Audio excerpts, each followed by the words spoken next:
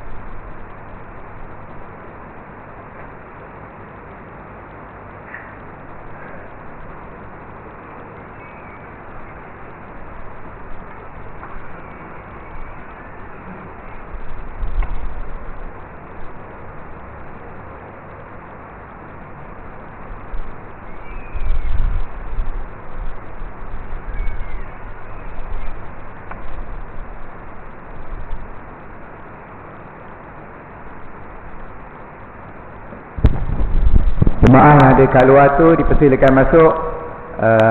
Tazkirah akan dimulakan sebentar lagi.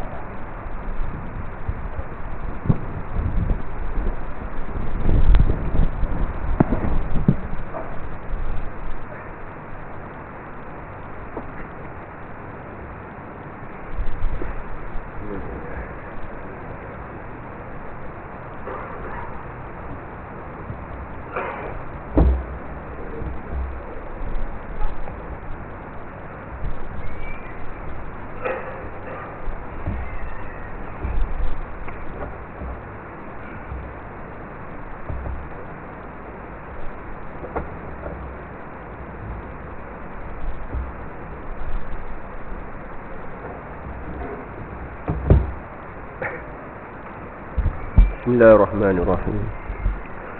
Assalamualaikum warahmatullahi ta'ala wabarakatuh. Alhamdulillahi rabbil alamin. Wabihi nasta'in ala umuri dunya wad din. Allahumma salli ala sayyidina Muhammad wa ala alihi wa ashabihi ajma'in. Rabbi shrah li sadri wa yassir li amri wahlul 'uqdatam min lisani yafqahu qawli. Bismillahirrahmanirrahim. Nawaitul i'tikafa fi hadzal masjid sunnatan lillahi ta'ala. Alhamdulillah, pertamanya kita merafakkan syukur kepada Allah Subhanahu wa taala dengan izin dan inayah serta hidayahnya diberikan kesempatan dan juga peluang sekali lagi untuk kita merebut pahala yang dijanjikan oleh Allah Subhanahu wa taala, menambah baik amalan-amalan kita, bertambah umur, bertambah amalan kita, semakin dekat kita dengan kematian. Qala Rasulullah sallallahu alaihi wasallam, khairun nas man tala umruhu wa hasuna amaluhu wa syarrun nas man tala umruhu wa sa'a amaluhu. Nabi kata ada dua golongan manusia. Pertama, manusia yang sebaik-baik manusia, khairun nas. Siapa dia yang sebaik-baik manusia ini? Kata Nabi, mereka yang panjang umurnya dan baik pula amalannya. Mana umur yang panjang itu diisi dengan amal-amal baik, ibadah, amal-amal saleh. Ini Nabi kata khairun nas, orang yang baik. Ada satu jenis manusia lagi, syarrun nas, seburuk-buruk manusia atau sejahat-jahat manusia, yang Allah bagi kepada dia umur yang panjang, tala umruhu, tetapi malangnya dia mengisi umurnya itu dengan amalan-amalan dosa, amalan-amalan maksiat, perkara-perkara yang dilarang oleh Allah Subhanahu Wa Taala, atau meninggalkan perkara-perkara yang Allah perintahkan kepada dia untuk mereka lakukan. Ya, jadi ini sebaik-baik sejahat-jahat manusia. Jadi pilihan di tangan kita. Kita nak jadi khairun nas ke kita nak jadi syarrun nas? Ya, jadi Allah bagi kita buat pilihan. Kalau kita nak jadi khairun nas, maka kita kena mujahadah. Kita kena usaha. Dia antara usaha kita lah. Datang lebih awal ke rumah Allah pada hari Jumaat untuk rebut pahala yang Allah janjikan, beriktikaf dalam masjid, dengan pula tazkirah ringkas hari Jumaat. Ini semua adalah jalan untuk kita mengumpul sebanyak mana saham akhirat yang kita nak bawa nanti di hari kita bertemu dengan Allah Subhanahu Wa Taala. Menyambung semula tafsir tadabbur surah Yasin pada ayat yang ke-28. Ayat ke-28 hingga ayat ke-30 ini, tuan-tuan, ialah berkaitan tajuk penyesalan bagi mereka yang mendustakan para rasul yang diutuskan oleh Allah Subhanahu Wa Taala. Kisah sebelum ini cerita berkaitan dengan sahibu Yasin. Sahibu Yasin ini adalah cerita tentang 3 orang rasul yang diutuskan oleh Allah Ta'ala kepada sebuah negeri. Ditambah pula ada seorang lelaki saleh yang menyokong rasul-rasul tersebut. Keempat mereka ini dibunuh oleh kaum itu. Kaum negeri itu bunuh 4 orang ni, mati mereka. Dan mereka tetap dalam kekufuran. Jadi Allah beri ancaman kepada manusia yang macam ni, manusia yang tolak kebenaran yang dibawa oleh para rasul yang diutuskan oleh Allah Subhanahu Wa Taala, dengan amaran Allah Taala pada ayat ke-28. A'udzubillahi minasyaitonir rajim. Wa ma anzalna ala qaumihi min ba'dihi min jundin minas samai wa ma kunna munzilin. Sadaqallahul azim. Maksudnya, dan kami tidak menurunkan kepada kaumnya sesudah dia meninggal. Siapa dia meninggal ni? Tu, yang Habib An-Najjar tu, yang dibunuh oleh kaumnya. Meninggal dia, kena bunuh. Dirjam, disalib oleh kaumnya. Dipijak perutnya sampai keluar ususnya. Ini kezaliman yang dilakukan oleh orang-orang kafir kepada orang-orang yang beriman, seperti mana Yahudi laknatullah sedang menzalimi, membunuh kaum muslimin, saudara-saudara kita di Palestin sekarang. Samalah. Kalau mereka tak kena azab dekat dunia ni, ke akhirat mereka tidak akan terlepas. Innal ladzina fatanul mu'minina wal mu'minati thumma lam yatubu falahum azabu jahannam wa lahum azabul hariq. Sesungguhnya mereka orang kafir ini yang menyakiti, menzalimi orang-orang lelaki yang beriman dan perempuan yang beriman, kemudian mereka tidak bertaubat kepada Allah Subhanahu Wa Taala, falahum azabu jahannam, maka bagi mereka itu azab neraka jahannam, dan bagi mereka itu azab neraka yang membakar mereka nanti dalam neraka. Ini amaran daripada Allah Subhanahu Wa Taala kepada golongan yang menyakiti, menzalimi, membunuh dan sebagainya, kezaliman yang dibuat ke atas orang-orang yang beriman, tak kira lelaki ke perempuan, ya, itu ke akhirat. Jadi Allah nak bagi peringatan kepada mereka ini dengan Allah kata, dan kami tidak menurunkan kepada kaumnya sesudah dia meninggal min jundin minas sama', satu pasukan dari langit, wa ma kunna munzilin, dan tidak layak kami menurunkannya. Imam Ibn Katsir mengatakan Allah tidak menurunkan kepada mereka itu pasukan malaikat untuk membinasakan mereka, kerana Allah tidak memerlukannya. Tidak perlu malaikat ini untuk membinasakan mereka. Bahkan untuk menanganinya, untuk membinasakan mereka itu amatlah mudah bagi Allah Subhanahu Wa Taala. Kalau Allah nak binasakan orang-orang kafir, manusia-manusia yang derhaka kepada Allah Subhanahu Wa Taala, manusia-manusia yang memusuhi Allah dan agamanya serta orang yang beriman, sebenarnya tuan-tuan, kalau Allah nak binasakan, Allah tidak perlu minta pertolongan kepada makhluknya. Tidak perlu minta pertolongan malaikat pun. Tidak perlu minta pertolongan manusia pun untuk membinasakannya. Allah boleh membinasakannya sendiri tanpa pertolongan kita semua. Ini perintah ataupun ini adalah apa yang disebut oleh Allah Subhanahu Wa Taala dalam Quran sebagai menunjukkan kekuasaan dan kebesaran Allah Subhanahu Wa Taala. Tanpa pertolongan kita pun Allah boleh binasakan manusia ini. Tapi sebab apa Allah perintahkan kita untuk berjihad? Allah perintahkan kita untuk memerangi orang-orang kafir. Kerana jihad itu antara hikmahnya, syariat itu diwajibkan ke atas kita adalah sebagai untuk menguji keimanan kita. Kamu sedia tak berkorban nyawa kamu? Kamu sedia tak berkorban harta benda yang kamu miliki untuk mempertahankan agama Allah Subhanahu Wa Taala ini? Jadi Allah nak uji keimanan kita. Pertama. Yang kedua, Allah nak bagi pahala. Ini jalan Allah nak bagi pahala pada kita. Supaya bila kita berjihad, korbankan harta benda, korbankan diri kita, maka di sana ada pahala yang telah pun dijanjikan oleh Allah Subhanahu Wa Taala kepada mereka yang sedia untuk berkorban. Itu hikmah kenapa Allah syariatkan jihad kepada orang-orang yang beriman. Ya.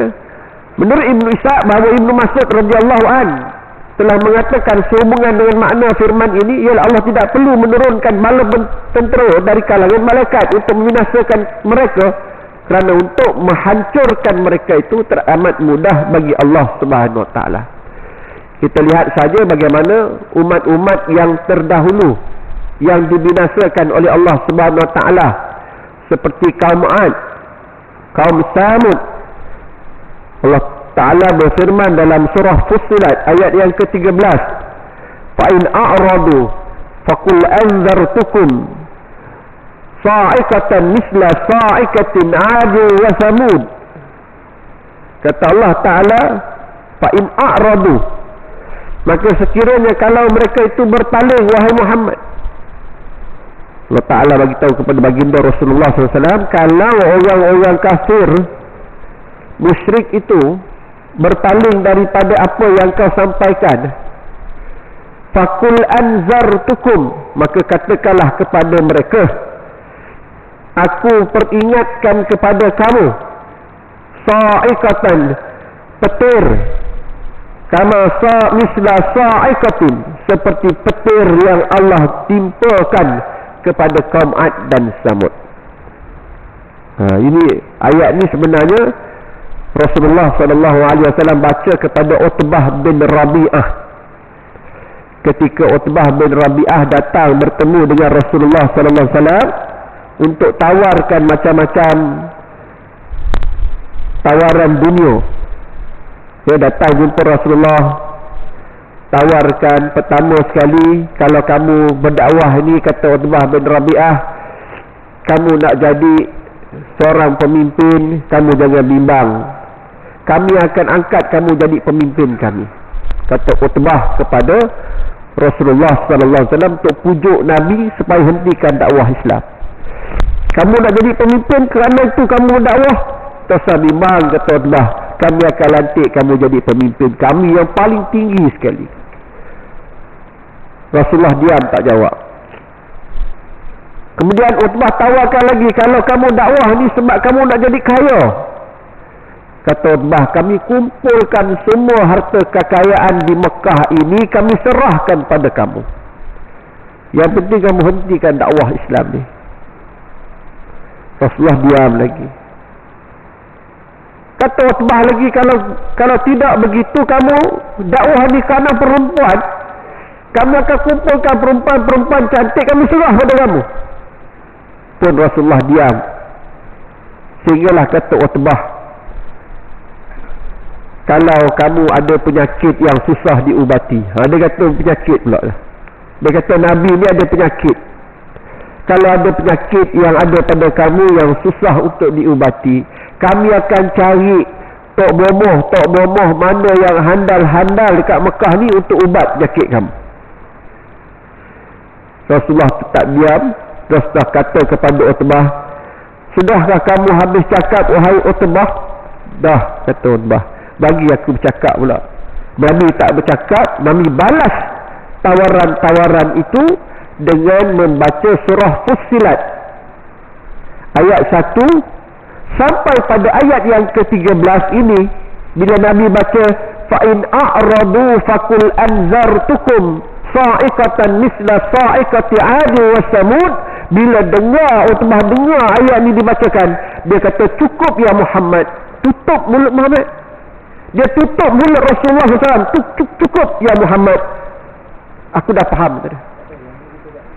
Dia takut bila dengar Allah beri amaran, kalau kamu tak mau beriman juga dengan apa yang disampaikan oleh Nabi Muhammad SAW, tak apa. Tapi kamu ingat, kaum sebelum kamu seperti Ad dan Samud, kami pernah timpakan petir kepada mereka sampai mereka habis, hancur semua sekali. Allah kira petir habis semua binasa. Bukan kata Ad dan Samud saja binasa, bahkan semua yang ada pada negeri mereka itu, wadammirhum tadmira, habis semua binasa, termasuk binatang mereka, rumah-rumah mereka, tumbuh-tumbuhan yang mereka tanam, Allah lenyapkan semua sekali. Ya, ini kuasa yang ada pada Allah Subhanahu Wa Taala. Jadi jangan cabar Allah, jangan cabar Tuhan. Kita ni adalah makhluk yang sangat lemah, sangat kerdil. Tak ada apa kekuatan yang ada pada kita, wahai tuan-tuan. Semuanya Allah bagi pinjaman. Sampai masa Allah tarik balik pinjaman tu, habis kita lemah balik. Muda-muda kita kuat, sehat sampai tua. Bila umur panjang sampai umur tua, tengok macam-macam penyakit kita ada. Kan? Lutut dulu boleh panjat tangga, sekarang dah tak boleh panjat tangga. Dulu sehat panjang masa, sekarang sekejap-kejap demam, kejap-kejap sakit, kejap-kejap batuk. Maknanya apa? Maknanya kekuatan kita sudah ditarik oleh Allah Subhanahu Wa Taala. Dulu telinga kita boleh dengar dengan jelas. Hari ni kalau orang cakap, kena cakap kuat-kuat baru boleh dengar, sebab telinga dah semakin pekak. Dulu mata boleh nampak macam-macam, sekarang kita punya mata dah kabur. Kalau tak pakai teropong tak boleh baca. Kan kata tuan-tuan saya pun, maknanya kita ni semakin lemah. Allah tarik kekuatan yang kita ada. Mana datangnya kuat kita ni? Sebab tu kita kena sentiasa bergantung kepada Allah, berharap kepada Allah Subhanahu Wa Taala, supaya Allah sentiasa beri kita kekuatan untuk kita terus beribadah kepada Allah Subhanahu Wa Taala, sehinggalah nafas kita berhenti, sehinggalah akhir hayat kita masih lagi mampu melakukan ibadah kepada Allah Subhanahu Wa Taala. Apa pengajaran ayat yang kita boleh ambil? Pertama, Allah mengazab mereka yang mendustakan risalah yang dibawa oleh para rasulnya. Sama ada kat dunia ataupun ke akhirat. Ke akhirat tadi saya dah cakap pada tuan-tuan, memang Allah sediakan azab yang pedih. Kalau tak terima azab dekat dunia ni, kamu tunggu nanti dekat akhirat.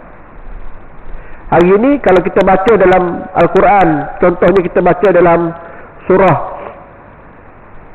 Mutaffifin, Mutaffifin, ada ayat ya Allah cerita pada kita, kat dunia orang kafir gelakkan kita, dia ketawakan kita. Yang berhakun, dia ketawakan kita kerana dia memperolok-olokkan, mempersenda, perli dan sebagainya terhadap agama yang kita pegang ini, yang kita bawa ni. Tak apa kata Allah. Allah kata kepada Nabi Muhammad, tak apa, dia gelak kita, dia ketawakan kamu, tak apa. Tapi nanti dekat akhirat, kata Allah Subhanahu Wa Taala, kamu pula yang akan ketawakan mereka. Orang-orang yang beriman nanti di hari akhirat dalam syurga, Allah akan letak mereka itu satu tempat, nama dia alal araiki yanzurun. Kamu akan duduk atas satu tempat pelamin, kamu akan melihat orang-orang kafir daripada situ dalam neraka.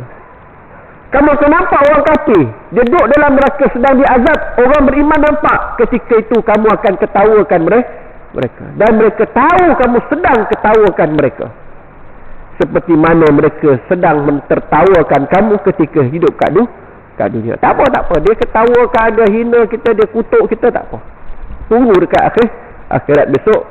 Kita tak minta dibalas, kita tak minta kita membalas perbuatan mereka, tapi Allah bagi tahu kepada kita dalam Quran. Orang beriman yang ditertawakan, yang diejek kat dunia oleh orang kafir, kat akhirat nanti kita akan ketawakan mereka. Sebab apa? Ketika itu kita kata, padan muka kau. Kat dunia dulu kamu tak mau dengar, tak mau percaya, tak mau beriman, kamu ketawakan kami. Hari ini kami ketawakan kamu kerana kamu sedang diazab oleh Allah Subhanahu Wa Taala. Ini dah ada dalam Quran, tuan-tuan, ya.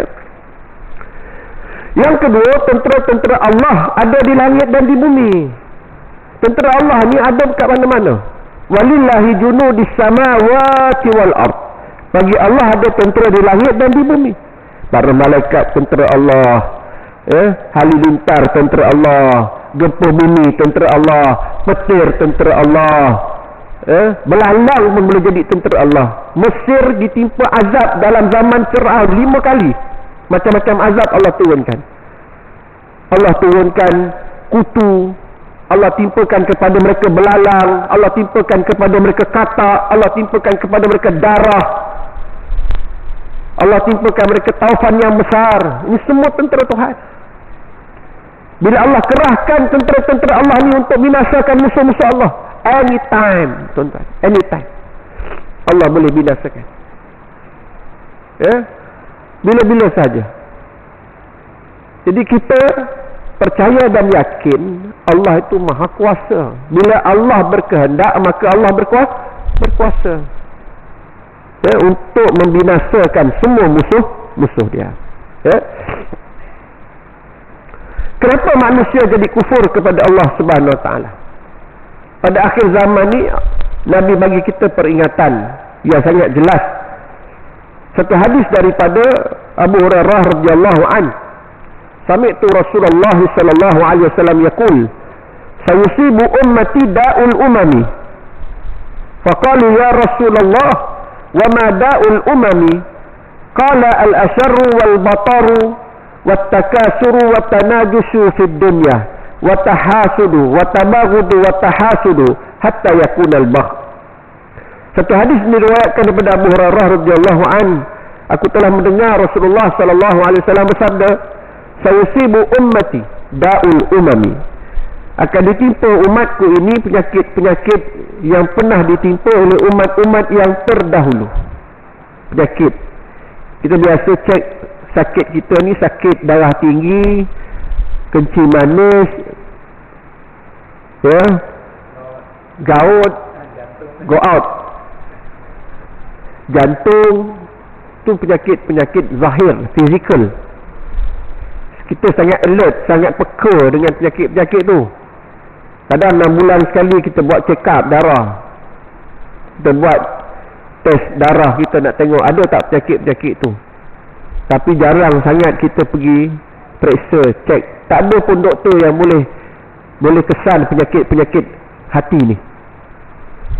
Penyakit rohani ni. Ini penyakit juga ni. Penyakit apa? Kata Rasulullah, dalam penyakit ni ada dan dia akan timpa umat akhir zaman. Dia akan timpa umat aku, kata Rasulullah sallallahu alaihi wasallam. Apa penyakit tu? Pertama, al-ashar. Al-asharu itulah penyakit yang terlalu banyak berhibur. Berseronok 24 jam nak berhibur. Hari ni hiburan ada di tangan kita. Dalam masjid pun nak berhibur juga kadang-kadang. Tak habis-habis dengan handphone kita, hiburan kita 24 jam. Hatta dalam rumah kadang-kadang kat depan ada TV, kat dapur pun ada TV. Silap-silap hari bulan dekat dalam tandas pun letak TV juga. Kat dalam kereta pun ada TV. Hiburan tak lepas. Hari ni orang sanggup bayar hiburan dengan kadar yang tinggi. Kalau tiket kena bayar 3-4 ribu pun orang sanggup pergi. Kawan saya baru balik tengok bola kat Qatar. Tiket campur semua gedebuk-gedebak mau 3 ribu habis. Sanggup pergi sampai ke Qatar tengok bola. Kalah pun tak apa kata dia. Tinggi hati. Itu hiburan dunia. Orang sanggup berhabis. Benda free masuk dalam masjid ni, orang tak pergi pun. Free ya. Tak ada apa charge yang dikenakan oleh pihak masjid. Katakan nak pergi masjid dengar ceramah kena charge 50 sen ke. Kalau 50 sen pun ada, rasanya tak pergi sebab ada charge. Tapi tak ada charge tuan-tuan. Free of charge. Pun tak sampai juga. Ini masalah kita. Umat akhir zaman, kerana kita sibuk berhibur, berseronok-seronok.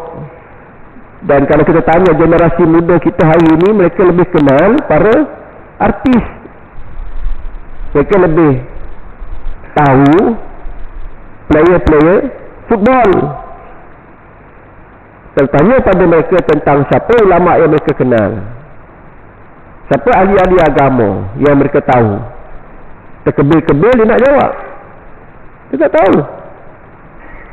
Jadi itulah penyakit pertama. Penyakit kedua ialah penyakit wal-batar. Wal-bataru, terlalu suka bermewah dan bermegah-megah, bermewah-mewah. Itu al-batar, penyakit umat terdahulu dah timpa kat kita hari ni. Manusia kejar sesuatu yang boleh membawa kepada kemegahan dunia. Apa yang boleh membawa kepada kemegahan dunia, itulah yang dikejar oleh manusia. Pangkat, kedudukan, harta benda, kekayaan, ya, nama, kemasyhuran. Itu yang dikejar oleh manusia hari ini.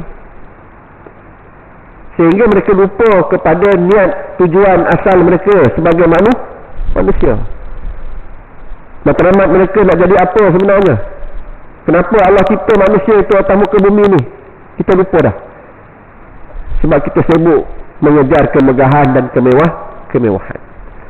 Kemudian penyakit yang ketiga ialah watanadushu, iaitu penyakit watakasuru, iaitu mengumpul harta dunia. Kita nak kumpul harta dunia sebanyak-banyaknya. Memang tak puas lah. Penyakit yang disebut dalam surah At-Takasur, Alhaakumut Takasur hatta zurtumul maqabir. Kalau kata Allah dalam surah At-Takasur mengingatkan kepada kita, manusia itu kebanyakan yang lalai dengan kemegahan. Takasur tu ada ahli tafsir yang tafsirkan dia sebagai kemegahan, melalaikan mereka daripada anut ta'atihi, daripada melakukan perkara-perkara yang tujuan untuk mentaati Allah Subhanahu Wa Taala. Mentaatillah.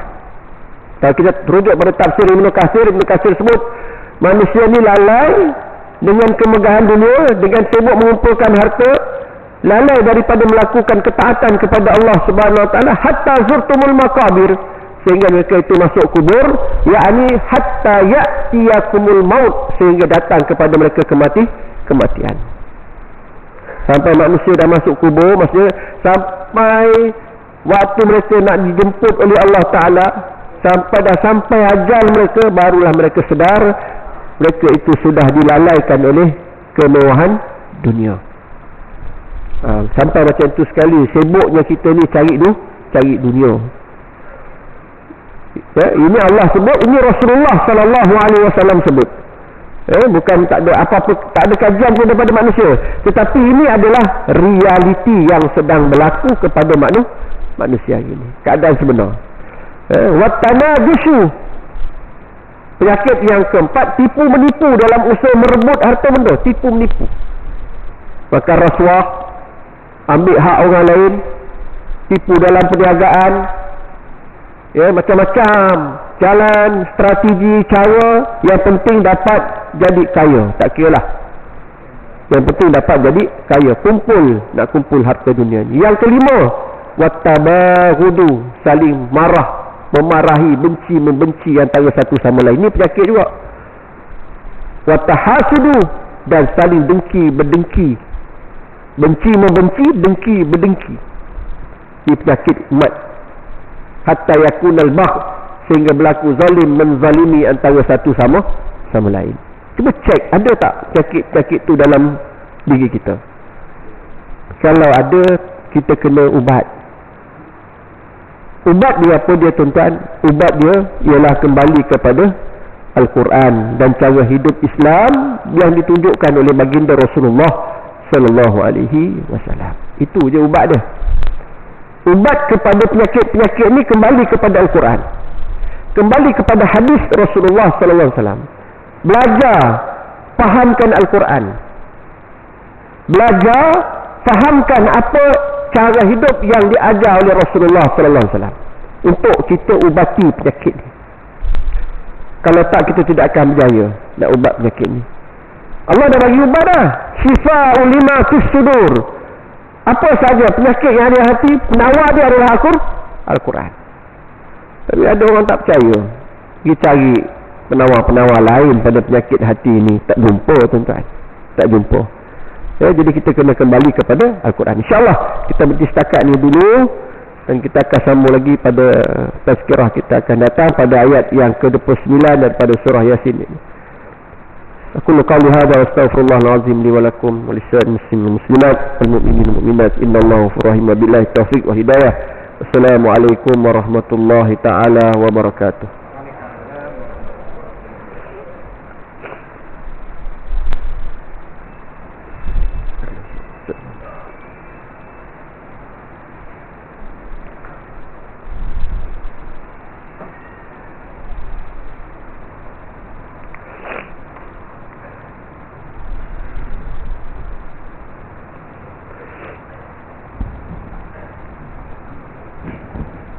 Allahu Akbar,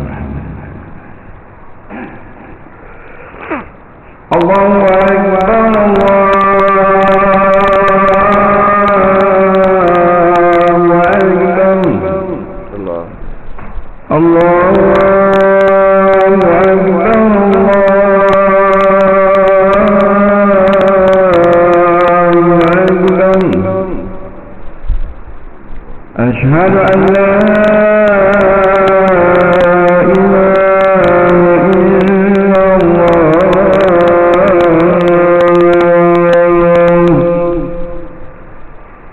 أشهد أن لا إله إلا الله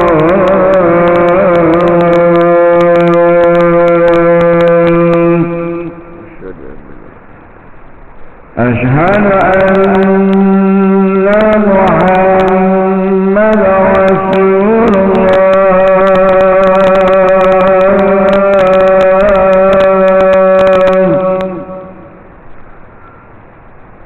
أشهد أن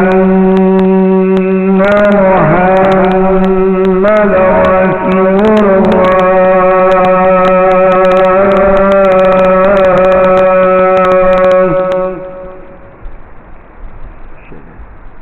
حي على